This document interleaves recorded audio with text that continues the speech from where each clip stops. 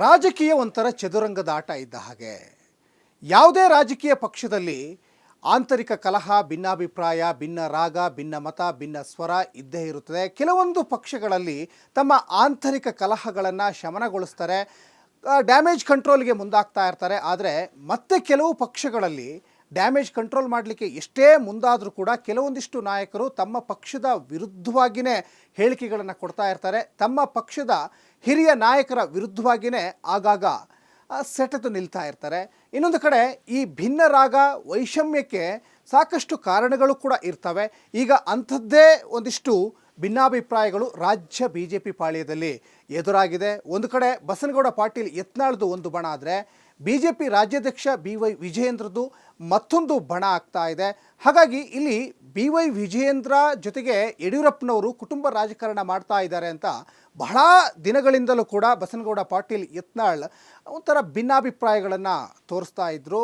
ಇನ್ನೊಂದು ಕಡೆ BY ವಿಜಯೇಂದ್ರ ರಾಜೀನಾಮೆ ಕೊಡಬೇಕು, ಮತ್ತು ವಿಜಯೇಂದ್ರನ ಕಡೆ ಇದ್ದವರು ಎಲ್ಲರೂ ಕೂಡ ಅವರು ಅಧಿಕಾರದಿಂದ ಕೆಳಗಿಳಿಬೇಕು, ಅಡ್ಜಸ್ಟ್ಮೆಂಟ್ ರಾಜಕಾರಣ ಆಗ್ತಾ ಇದೆ ಅಂತ ಯತ್ನಾಳ್ ಒಂದು ಕಡೆ ಹೋರಾಟಗಳನ್ನ ಮಾಡ್ತಾ ಇದ್ದಾರೆ. ಒಂದು ಕಡೆ ಕಾಂಗ್ರೆಸ್ ವಿರುದ್ಧ ಹೋರಾಟ ಮಾಡ್ತಾ ಇದ್ದಾರೆ, ಮತ್ತೊಂದು ಕಡೆ ತಮ್ಮ ಪಕ್ಷದ ವಿರುದ್ಧವೇ ತಮ್ಮ ಪಕ್ಷದ ಕೆಲವೊಂದಿಷ್ಟು ಲೀಡರ್ಗಳ ವಿರುದ್ಧವಾಗಿಯೇ ಬಸನಗೌಡ ಪಾಟೀಲ್ ಯತ್ನಾಳ್ ಆಗಾಗ ಧ್ವನಿ ಎತ್ತುತ್ತಾ ಇರ್ತಾರೆ. ಹಾಗಾದರೆ ಈ ಎಲ್ಲ ವಿಚಾರಗಳು BJP ಹೈಕಮಾಂಡ್ಗೆ ಗೊತ್ತಿಲ್ವಾ? ಖಂಡಿತವಾಗಲೂ ಕೂಡ ಗೊತ್ತಿದೆ. ಈ ಹಿಂದೆ ಹಲವಾರು ವಿಚಾರಗಳನ್ನು ಬಸನಗೌಡ ಪಾಟೀಲ್ ಯತ್ನಾಳ ಹೇಳಿಕೆಗಳನ್ನು ಕೊಟ್ಟಿದ್ದರು. 1200 ಕೋಟಿ ರೂಪಾಯಿ ಹಿಡ್ಕೊಂಡು ಓಡಾಡ್ತಾ ಇದ್ದಾರೆ. ಯಾರು CM ಆಗಬೇಕು ಅನ್ನುವಂತಹ ವಿಚಾರಕ್ಕೆ ಸಂಬಂಧಪಟ್ಟ ಹಾಗೆ ಈ ಹಿಂದೆ 2500 ಕೋಟಿ ಯಾರು ಕೊಡ್ತಾರೆ ಅವರೇ BJPಯಲ್ಲಿ ಮುಖ್ಯಮಂತ್ರಿ ಆಗ್ತಾರೆ ಅನ್ನುವಂತಹ ವಿಚಾರಗಳನ್ನು ಕೂಡ ಕೊಟ್ಟಿದ್ದರು. ಹಾಗಾಗಿ ಆಗಾಗ ಮುನ್ನೆಲೆಗೆ ಬಸನಗೌಡ ಪಾಟೀಲ್ ಯತ್ನಾಳ್ ಈ ರೀತಿಯಾದಂತಹ ವಿಚಾರಗಳನ್ನು ಹೇಳಿ ವಿವಾದಗಳನ್ನು ಮೈಮೇಲೆ ಎಳ್ಕೊಳ್ತಾನೆ ಇರ್ತಾರೆ. ಆದರೂ ಕೂಡ ನನಗೆ ಯಾರು ಏನು ಮಾಡೋಕ್ಕಾಗಲ್ಲ, ನಾನು ಇರೋದೇ ಹೀಗೆ, ನಾನು ಹೇಳಿಕೆ ಕೊಡೋದೇ ಹೀಗೆ ಅಂತ ಬಹಳ ನೇರ ನಿಷ್ಠುರವಾಗಿ ಹೇಳಿಕೆಗಳನ್ನ ಕೊಡ್ತಾ ಇರ್ತಾರೆ. ಹಾಗಾಗಿನೇ ಅವ್ರನ್ನ BJPಯ ಫೈರ್ ಬ್ರ್ಯಾಂಡ್ ಅಂತ ಒಂದು ಕಡೆ ಕರೀತಾರೆ. ಇನ್ನೊಂದು ಕಡೆ ರಾಜ್ಯ BJP ಪಾಳ್ಯದಲ್ಲಿ ಸಂಘಟನೆಯ ಕೊರತೆ ಇದೆ, ಲೀಡರ್ಗಳ ಒಗ್ಗಟ್ಟಿನ ಕೊರತೆ ಇದೆ. ಮತ್ತು ಪಕ್ಷವನ್ನು ಗಟ್ಟಿಗೊಳಿಸಬೇಕು ಅಂತ BJP ಹೈಕಮಾಂಡ್ ಎಷ್ಟೇ ತಾಕೀತುಗಳನ್ನ ಮಾಡ್ತಾ ಇದ್ರು ಕೂಡ, ಎಷ್ಟೇ ಆದೇಶಗಳನ್ನು ಕೊಡ್ತಾ ಇದ್ರು ಕೂಡ ನಾನೊಂದು ತೀರ ನೀನೊಂದು ತೀರ ಬಣದ ಬಡಿದಾಟ, ಒಳಜಗಳ, ವೈಷಮ್ಯಗಳಿಂದನೇ ಕಾಲ ಕಳೀತಾ ಇದ್ದಾರೆ.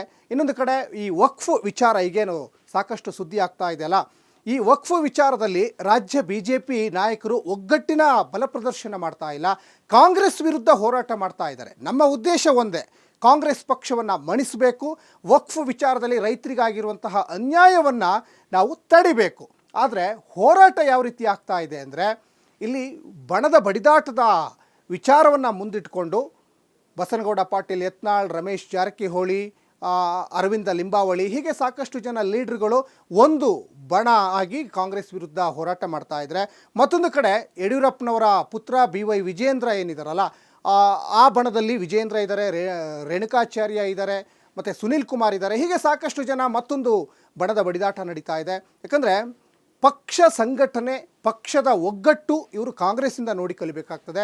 ಇದೇ ಈ ಹಿಂದೆ BJP ಅಧಿಕಾರದಲ್ಲಿದ್ದಾಗ ಪೇ CM ಅಭಿಯಾನವನ್ನು ಮಾಡಿದರು. 40% ಕಮಿಷನ್ ಆರೋಪವನ್ನು ಕಾಂಗ್ರೆಸ್ನವರು BJP ಮೇಲೆ ಮಾಡ್ತಾಯಿದ್ರು. ಈಗ ನಿಜಕ್ಕೂ ಕಾಂಗ್ರೆಸ್ 138 ಶಾಸಕರ ಸುಭದ್ರ ಸರ್ಕಾರ, ಈ ಸುಭದ್ರ ಸರ್ಕಾರವನ್ನು ಅಭದ್ರ ಹೇಗೆ ಗೊಳಿಸಬೇಕು ಅನ್ನೋದ್ರ ಬಗ್ಗೆ BJP ಇಲ್ಲಿ ಆಲೋಚನೆ ಮಾಡ್ತಾ ಇಲ್ಲ. ತಾವೇ ಕಚ್ಚಾಡಿಕೊಂಡು ತಮ್ಮ ಸ್ವಪ್ರತಿಷ್ಠೆಗೋಸ್ಕರ ಹೋರಾಟ ಮಾಡ್ತಾ ಇದ್ದಾರೆ ಹೊರತು ಪಕ್ಷವನ್ನು ಗಟ್ಟಿಗೊಳಿಸುವಂತಹ ನಿಟ್ಟಿನಲ್ಲಿ ಹೋಗ್ತಾ ಇಲ್ಲ ಅನ್ನುವಂತಹ ವಿಚಾರವನ್ನು ಸ್ವತಃ BJP ಹೈಕಮಾಂಡೇ ಹೇಳ್ತಾ ಇದೆ. ಇನ್ನೊಂದು ಕಡೆ ವಿರೋಧ ಪಕ್ಷದ ಉಪನಾಯಕ ಅರವಿಂದ್ ಬೆಲ್ಲದ್ ಕೂಡ ಹೇಳಿದರು, ನಮ್ಮ ಪಕ್ಷದಲ್ಲಿ ಅಸಮಾಧಾನ ಇಲ್ಲ, ಅಸಮಾಧಾನದ ಹೊಗೆ ಆಡ್ತಾ ಇಲ್ಲ ಅಂತ ಹೇಳೋದು ಅದು ಸತ್ಯಕ್ಕೆ ದೂರವಾಗಿರುವಂಥ ಮಾತು. ಖಂಡಿತವಾಗಲೂ ಕೂಡ ನಮ್ಮಲ್ಲಿ ಅಸಮಾಧಾನ ಇದೆ ಅಂತ ಹೇಳ್ತಾ ಇದ್ರು. ಇನ್ನೊಂದು ಕಡೆ DV ಸದಾನಂದಗೌಡರು ಈ ಹಿಂದೆ ಮುಖ್ಯಮಂತ್ರಿ ಆಗಿದ್ದಂಥವರು, ಕೇಂದ್ರದಲ್ಲಿ ಮಂತ್ರಿಯಾಗಿದ್ದಂಥವರು, ಸಂಸದರಾಗಿದ್ದಂಥವರು, BJPಯ ರಾಜ್ಯಾಧ್ಯಕ್ಷರಾಗಿದ್ದಂಥವರು, ಇವರು ಕೂಡ ಅಸಮಾಧಾನವನ್ನು ತೋರ್ತಾ ಇದ್ದಾರೆ. ನಮ್ಮ ಪಕ್ಷದಲ್ಲಿ ಒಗ್ಗಟ್ಟಿನ ಕೊರತೆ ಇದೆ, ಎರೆಹುಳುವಿನಂತಿದ್ದವರು ನಾಗರಹಾವಿನ ರೀತಿಯಲ್ಲಿ ವರ್ತನೆಯನ್ನು ಮಾಡ್ತಾ ಇದ್ದಾರೆ, ಇದಕ್ಕೆ ಮದ್ದನ್ನು ಅರಿಲೇಬೇಕು, ಹೈಕಮಾಂಡ್ ಎಂಟ್ರಿ ಕೊಡಲೇಬೇಕು ಅನ್ನುವಂತಹ ನಿಟ್ಟಿನಲ್ಲಿ DV ಸದಾನಂದಗೌಡರು ಕೂಡ ಈಗ ಭಾಳ ಅಸಮಾಧಾನವನ್ನು ವ್ಯಕ್ತಪಡಿಸ್ತಾ ಇದ್ದಾರೆ.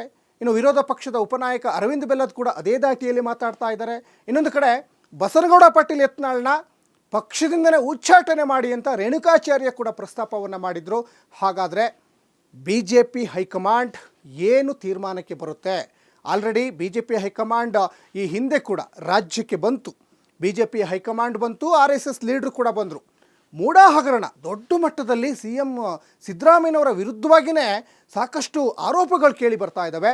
ಒಗ್ಗಟ್ಟಾಗಿ ಹೋರಾಟ ಮಾಡಿ, ವಕ್ಫ್ ವಿರುದ್ಧವಾಗಿ ಒಗ್ಗಟ್ಟಾಗಿ ಹೋರಾಟ ಮಾಡಿ, ವಾಲ್ಮೀಕಿ ಅಭಿವೃದ್ಧಿ ನಿಗಮದಲ್ಲಿ ಏನೋ ಗೋಲ್ಮಾಲ್ ಆಯ್ತಲ್ಲ ಅದ್ರ ಬಗ್ಗೆ ಒಗ್ಗಟ್ಟಲ್ಲಿ ಹೋರಾಟ ಮಾಡಿ ಅಂತ ಈ ಹಿಂದೆ ರಾಜ್ಯ BJP ಪಾಳ್ಯಕ್ಕೆ BJP ಹೈಕಮಾಂಡ್ ತಾಕೀತನ್ನು ಮಾಡಿದ್ರೂ ಕೂಡ ಇವರು ಮಾತ್ರ ಒಗ್ಗಟ್ಟಿನ ಪ್ರದರ್ಶನ ಮಾಡ್ತಾ ಇಲ್ಲ. ಒಂಥರ ಆಂತರಿಕ ಕಚ್ಚಾಟದಲ್ಲಿ ಕಾಲ ಕಳೀತಾ ಇದ್ದಾರೆ. ಹಾಗಾದರೆ BJP ಹೈಕಮಾಂಡ್ ಯಾವ ತೀರ್ಮಾನಕ್ಕೆ ಬರುತ್ತೆ? ಪಕ್ಷ ಒಡೆದು ಹೋಳಾಗಿರುವಂತಹ ಪಕ್ಷ, ಶಿಸ್ತಿನ ಪಕ್ಷ ಅಂತ ಹೇಳ್ತಾ ಇದ್ರು. ಈ ಶಿಸ್ತಿನ ಪಕ್ಷದಲ್ಲಿ ಅಶಿಸ್ತು ತೋರ್ತಾ ಇದೆ. ಮುಂದೆ ಏನಾಗುತ್ತೆ? ಒಗ್ಗಟ್ಟಾಗಿ ಹೋರಾಟ ಮಾಡ್ತಾರಾ? ಈಗ 66 ಶಾಸಕರಿದ್ದಾರೆ.